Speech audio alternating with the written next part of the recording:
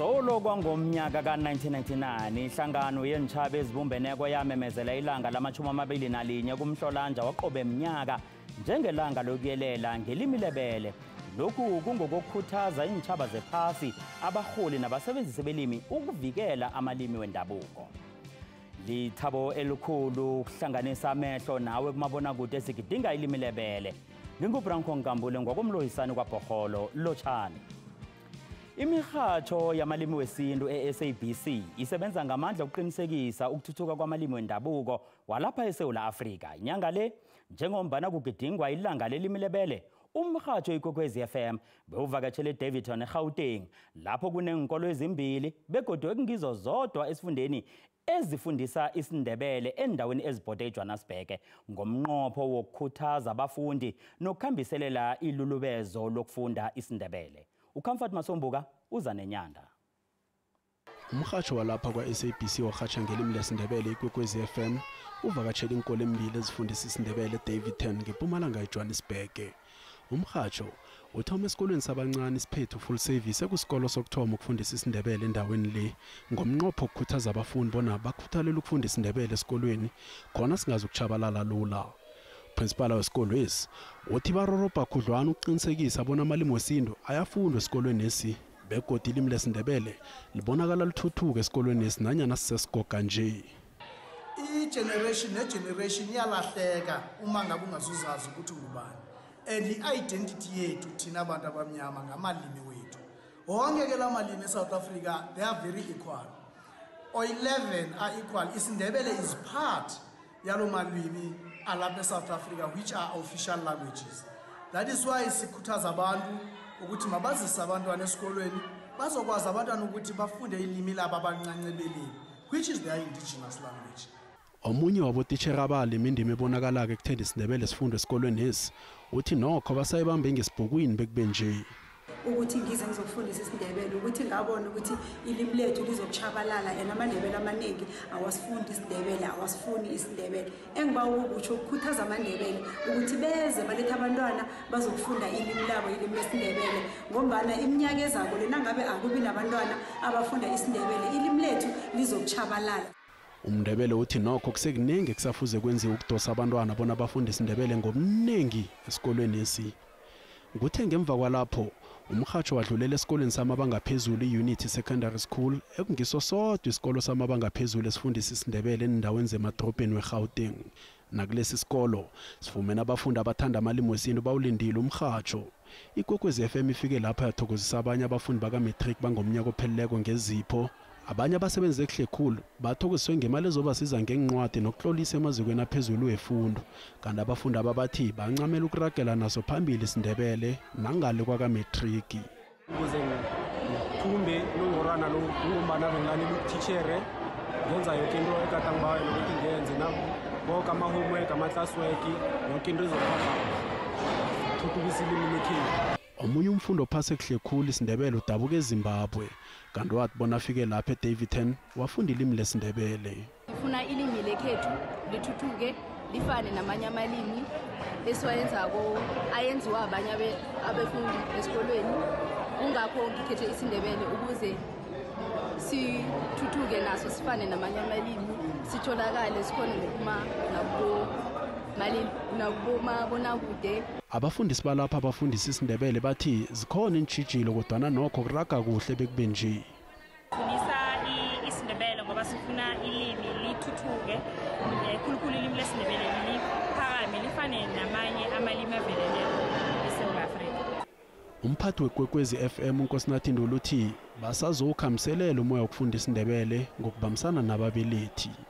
IKwekwezi FM siziphe isibopho sokubana konke la kufundiswa khona isiNdebele sikhulukhulu endaweni ezingakajayeleki nezingaziwako ngokufundisa isiNdebele ezifana nenkomplasi sizokusikima vele senze umoya sitshale umoya ukuthi kufundwe isiNdebele khona isiNdebele njengamanye amalimi yasemthethweni weSouth Africa sizokufumana ihlonipho efaneleko begodu wonke umntwana afumane ithuba lokuthi afunde ngelimi lakwabo njengomana ihubhululo ngapha nangapha likhamba liveza ukuthi isiNdebele ingasinje sona kwaphela kodwa ilimi lebele kungezinye zezinto eziqhakatheke kakhulu ezisiza umntwana ukuthi akwazi ukumunya nokuthi amkele ilwazi lula ngendlela emenza ukuthi azwisele kwanamhlanje bekodwa azwisele kwasafuthi. Begodwa sikhuluma nje isikolo esisibatshoze baba nenkulu abafundi ilimi lesindebele kiso isikolo esibegodwa sizimisele nokwamukela abanye abafundi. Ngingukhamfat Masombuka wendaba ze-SABC ngibika ngise-Daveyton eGauteng. Msebenzi omkhulu wenziwako wokuthuthuka nokufundiswa kwelimi lesindebele engikolweni ezisemadrobheni. Nasibuyako siphethe isazi ngokusetshenziswa kwelimi lesindebele. Sibuya nenyanga.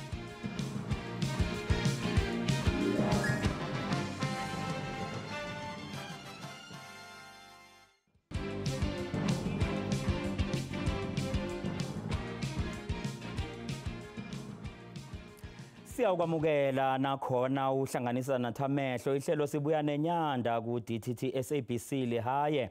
Siphethe indaba nkulu yokugidinga ilanga elikhulu eligidingwa pheze iphasi lonke sigidinga ilimi lebele. Ngapha ngestudio sivakatshelwe ngusolimi osisazi ngokusetshenziswa kwamalimi khulukhulu kwelimi lesindebele ukuhlolwa kwalo lihlolelwe incwadi lihlolelwe umabonwakude begodwa lihlolelwe nemihatsho ngubaba uVusi nanasi sikhosana sokwamukela Tlarini. Ngiyathokoza Branko. Tlarini, ilanga elikhulu ngilo leli lokugidinga amalimi wesintu ngathi kuqhakatheke kangangani ukuthi livikeleke ilimi lebele umuntu okulilimi akhula ngalo? Kuqhakatheke kakhulu ngoba umntwana nakakhulako kumele akhule azi ukuthi ilimi lakhe kulilimi elisetshenziswayo lesemthethweni. Na ungaqala ngendlela kungakhona isitjhaba samandebele sikhule isiNdebele singafundiswa sithomele emva ukufundiswa ke.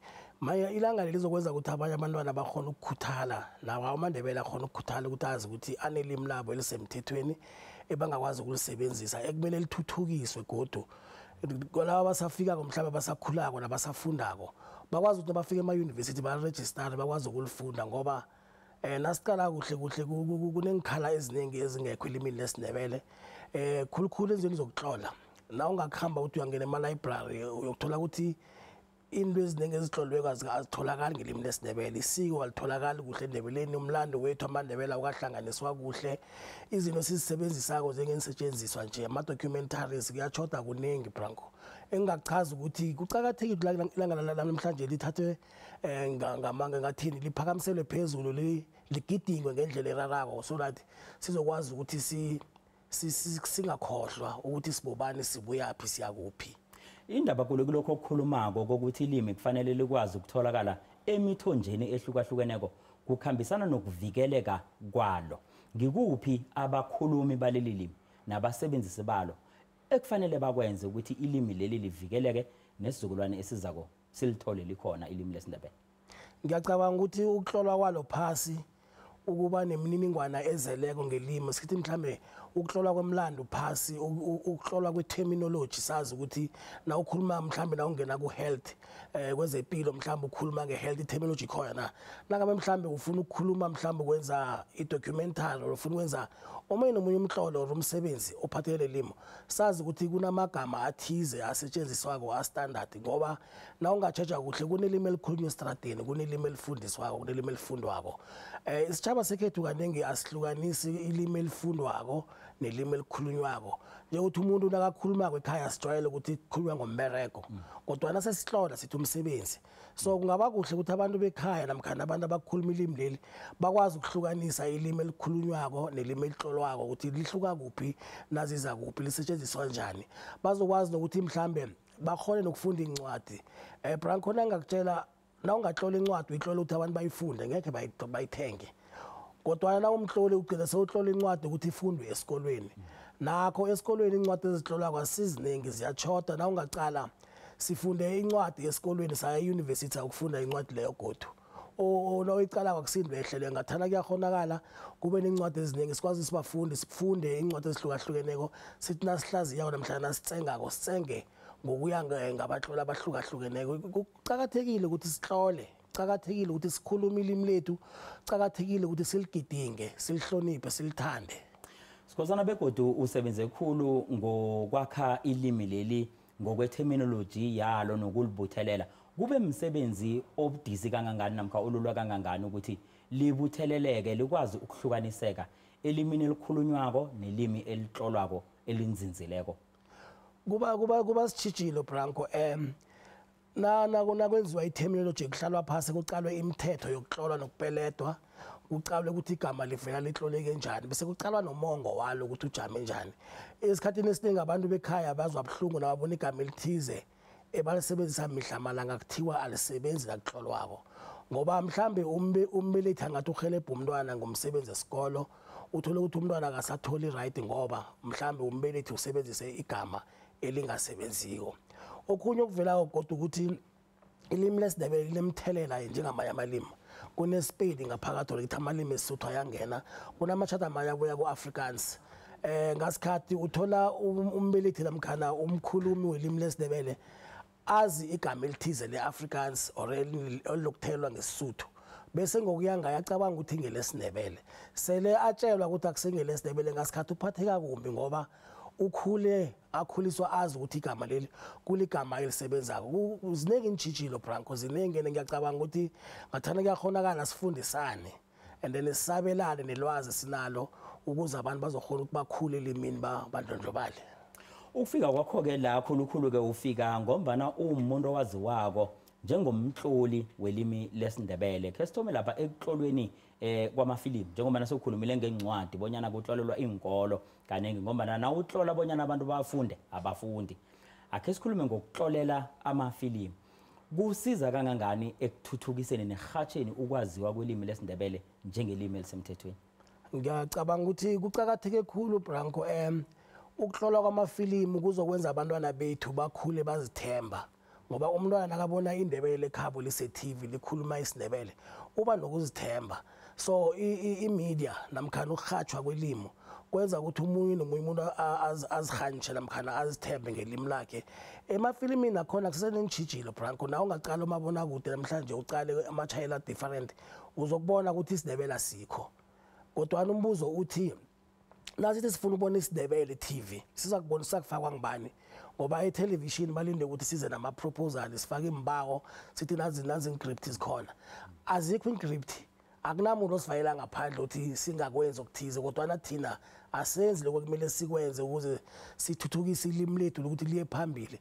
Bayafuneka abatloli Branko ngobuningi, and into engiyibonile kwebuhlungu abantwana ababuya esitjhabeni samaNdebele abafunde imfundo ze-media kaningi abanaso isiNdebele njengelimi emfundweni zabo. Umthola enze i-media studies ane-English or anesizulu anganaso isiNdebele, bese kuba mraro ngoba umthola anelwazi le-media kodwa anganalwazi lokuthi ilimi elikhulunywa njani nokuthi lisetshenziswa njani. Ifilimu lakho elithi ufunjathwako ngiyalikhumbula lingelinye lamafilimu wokuthoma wesiNdebele abonakala ku-Pay Channel.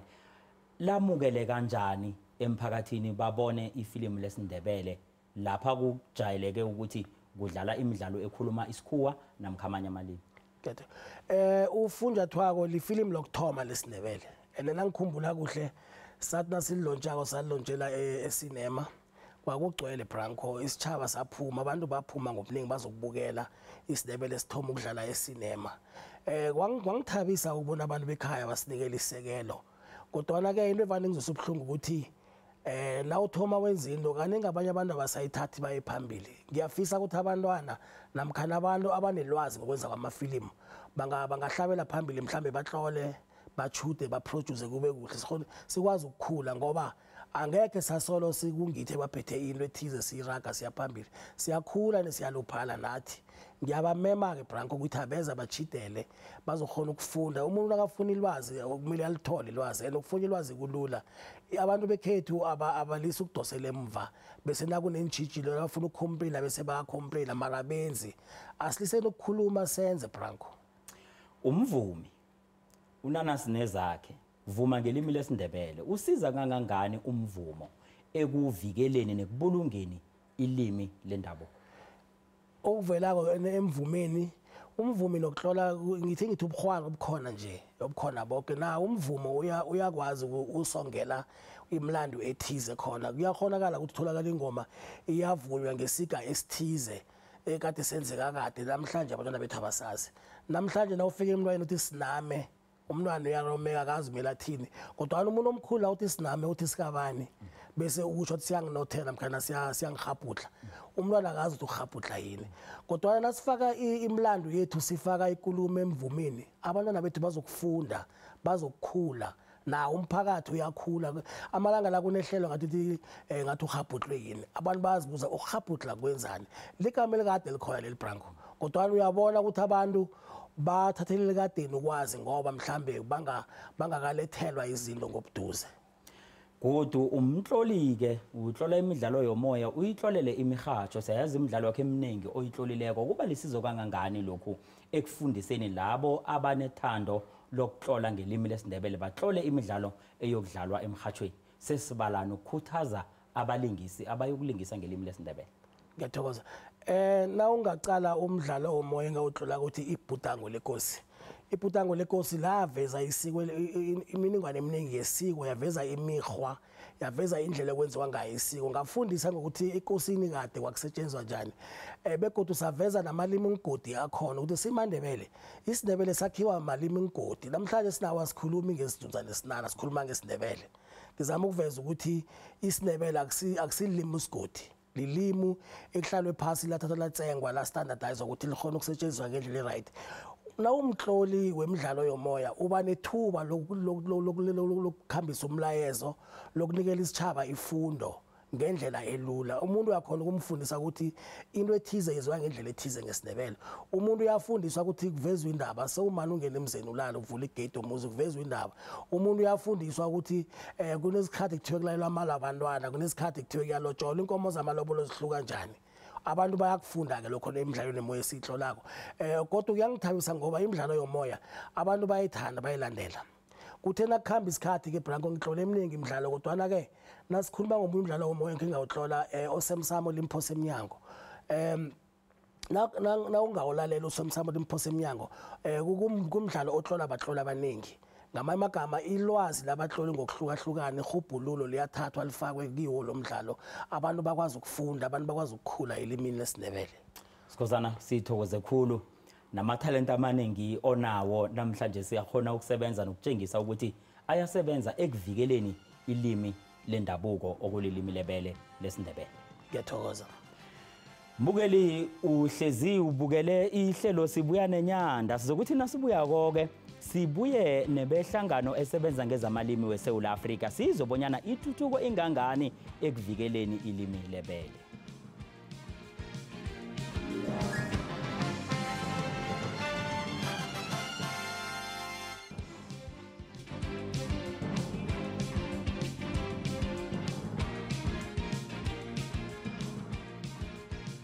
Sithokoza kwamukelwa nguwe Sibuya Nenyanda. Njenganje sinomsebenzi ngelimi wehlangano yamalimi wendabuko weSouth Africa ongesifundeni seMpumalanga uMaw Emily Mahlangu.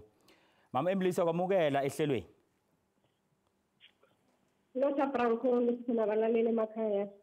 Sithokoze khulu kwamambala ungaveza ukuthi ungangani umsebenzi owenziweko bekube nje ekuthuthukisweni kwamalimi wendabuko khulukhulu njengelimi lesindebele. Engingakusho mkhathi ukuthi kunengi esele kwenziwe begodwa kunengi ethakalele emva efanele sikwenze. Esikwenzile njengePensaphu sisebenzisana nomnyango wezefundo ukuqinisekisa ukuthi amalimi ayathuthuka khulukhulu ilimi lesindebele khona la eMpumalanga. Sisejimeni lokuthi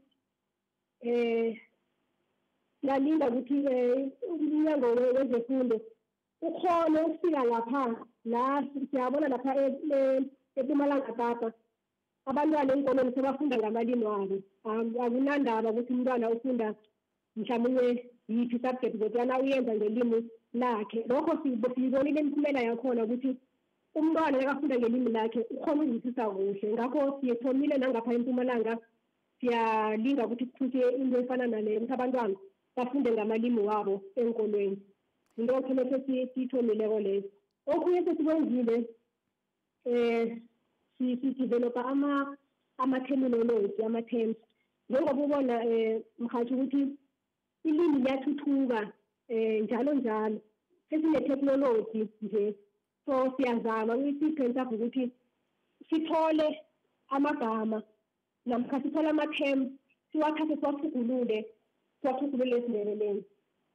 Siyasebenzisana-ke nezinye inhlangano kufana nendumbeni la sizama ukuphusha khona ukuthi zonke inkolo la kunabantwana khona abakhuluma isiNdebele kufundwe isiNdebele ngombana siyesenzile i-research sathola ukuthi enye yezinto zokuthi abantwana bafeyile enkolweni ukuthi umntwana ekhaya ukhuluma isiNdebele kodwa nakafika esikolweni sekofa abhale namkhatlole ngelinye ilimi mhlambe isiZulu so umntwana nakufanele atlole uyahlangahlangana ngoba ekhaya ukhuluma leli limi nasesikolweni bamkhulumisa ngaleli limi so siyasebenzisana nendumbeni nawo umnyango wezefundo ukuthi inkolo eziningi la kunabantwana bamaNdebele khona singene isiNdebele ngikho kunye sikwenzileko mhashi.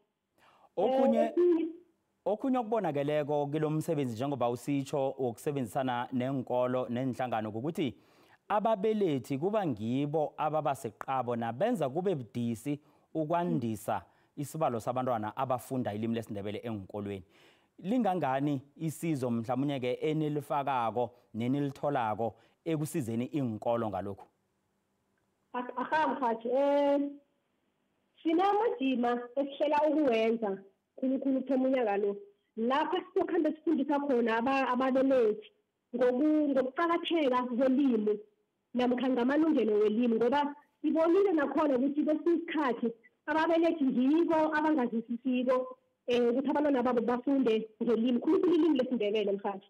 So into esiyenzako unyaka lo sizokuthoma sibe namajima lapho kufundisa khona ababelethi ngelimi khulukhulu ilimi lesiNdebele. Ijima lokuthoma sizoyibamba lapha ukuthi abantangana izoba se-Mitchelberg. Ijima lokuthoma lelo lapho kufundisa khona abazali ngoba abazali abaningi basise nomqondo loya ukuthi isiNdebele sisephasi khulu akunamntwana mhlawumbe ongafunda ngesiNdebele aragele phambili ngempilo. Ngiyathokoza mfowethu. Okhunye-ke esijayele ukukubona khulukhulu okwenziwa yi-Pensalp umsebenzi wokukhuthaza abasebenzisi belimi abafundi balo nabatloli babo ngokuthi kube nabonongorwana abakhutshwako nekuba yinto ekhuthaza khulu emiphakathini. Amahlelo anjani ngakulelo hlangothi nonyaka? Asisekhona mkhathi likhona ihlelo linjalo la siyokupha khona abonongorwana kibo bonke abasebenzisi belimi ngaba abatloli ngaba abavumi. Umyalelo yokubanjwa uzobe ulapha eDurban uzoba seDurban ngoba sikhambela zonke imfunda lezi ya unyaka pheleleko bose-Gauteng unyaka losiya eDurban eKZN kulapho kuzobe sisebenzisa khona bonke abasebenzisa kuhle amalimi wabo. Afika yokuhlomulisa kuphela besiNdebele kodwana wonke amalimi asetshenziswako eSewula Afrika. Ngiyathokoza mkhulu. Amajima anjengala asiza kangangani ekubulungeni nekukhuthazeni abantu ukuthi babe nalo ilulubezelo lokuthi bafunde amalimi wesintu wendabuko bebawalandelele? Amajima la mkhathi ayasiza khulu ngombana sibonile sathi ukuthoma ijima leli namkha isihlobelise abantu abasebenzisa kuhle amalimi wabo. Sabona ukuthi kuba khona nabanye abantu abathomako bayisebenzise ilimi leli. Kokuthoma sibonile umvumo wesikhethu khulukhulu esiNdebeleni kusesekhona abavumi abasakhasako abathomako nje basebenzisa amalimi khulukhulu elimini lesiNdebele mkhathi. So umehluko siyawubona soloko sithomile ukwenza abonongorwana lapho. Ngiyathokoza. Emily Mahlangu umsebenzi ngelimi kwaPensalp ngesifundeni seMpumalanga. Sithokoze khulu isikhathi osiphe sona. Sithokoze nakuwe mbukeli. Akube njalo ke nangeveke zako sigidinga ilimi lebele. Isiname